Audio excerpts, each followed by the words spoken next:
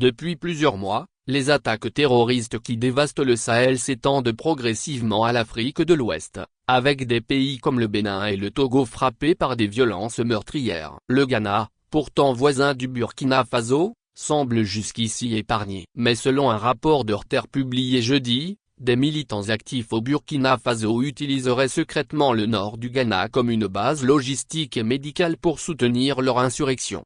Citant cette source, incluant des responsables de sécurité ghanéens et des diplomates régionaux, Reuters rapporte que les autorités ghanéennes fermeraient les yeux sur ces incursions. Des groupes armés franchiraient discrètement la frontière pour se ravitailler en nourriture, carburant et explosifs, et pour faire soigner leurs combattants blessés dans des hôpitaux locaux.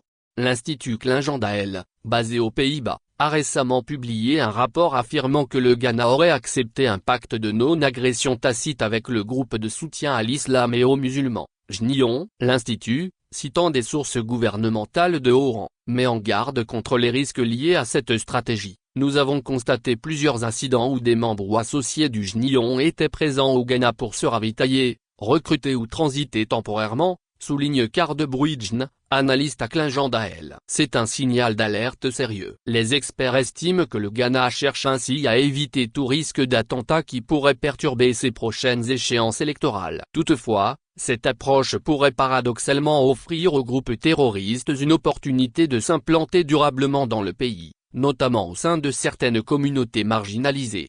Avec une frontière de 600 km partagée avec le Burkina Faso, le Ghana est exposé à la crise sécuritaire qui a déjà fait des milliers de morts et des millions de déplacés dans la région. Cette semaine, un chef du JNION aurait déclaré à Radio France Internationale, RFI, son intention de renforcer la présence du groupe au Ghana, au Togo et au Bénin.